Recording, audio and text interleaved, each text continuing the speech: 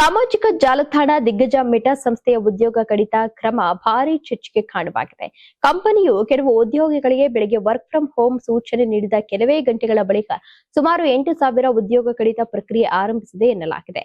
ವರದಿಗಳ ಪ್ರಕಾರ ಉತ್ತರ ಅಮೆರಿಕ ಸೇರಿದಂತೆ ಕೆಲವು ಪ್ರದೇಶಗಳ ಉದ್ಯೋಗಿಗಳಿಗೆ ಕಚೇರಿಗೆ ಬಾರದಂತೆ ಸೂಚನೆಯನ್ನ ನೀಡಲಾಗಿತ್ತು. ಬಳಿಕ ಉದ್ಯೋಗ ಕಡಿತ ಸಂಬಂಧಿತ ಮಾಹಿತಿ ಇಮೇಲ್ ಮೂಲಕ ತಲುಪಲು ಆರಂಭ ಆಗಿದೆ ಎಂದು ತಿಳಿದು ಬಂದಿದೆ. ನೀವು ಸಣ್ಣ ಆಗ್ಬೇಕಲ್ವಾ? ಅದು ಒಂದು ಉತ್ತಮ ಆಹಾರದಿಂದ ಸಣ್ಣ ಆಗ್ಬೇಕಲ್ವಾ? ಪ್ರತಿದಿನ ನಮ್ಮ ಜೀನಿ ಸ್ಲಿಮ್ ನ ಯೂಸ್ ಮಾಡಿ ಯಾವುದೇ ಸೈಡ್ ಎಫೆಕ್ಟ್ ಇಲ್ದಂಗೆ ನೀವು ಸಣ್ಣ ಆಗ್ತೀರಾ. ಇನ್ನು ಕಂಪನಿಯ ಈ ಕ್ರಮಕ್ಕೆ ಸಾಮಾಜಿಕ ಜಾಲತಾಣಗಳಲ್ಲಿ ಮಿಶ್ರ ಪ್ರತಿಕ್ರಿಯೆಗಳು ವ್ಯಕ್ತವಾಗ್ತಿವೆ.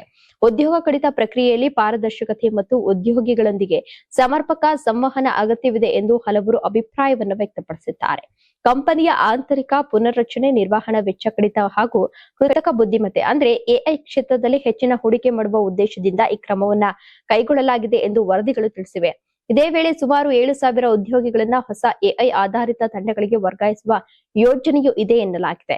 ಸಿಂಗಾಪುರ, ಅಮೆರಿಕ ಹಾಗೂ ಬ್ರಿಟನ್ ಸೇರಿದಂತೆ ಹಲವು ಪ್ರದೇಶಗಳ ಉದ್ಯೋಗಿಗಳ ಮೇಲೆ ಈ ಕ್ರಮದ ಪರಿಣಾಮ ಬೀರುವಂತಹ ಸಾಧ್ಯತೆ ಇದೆ ಎಂದು ವರದಿಗಳು ಹೇಳಿವೆ.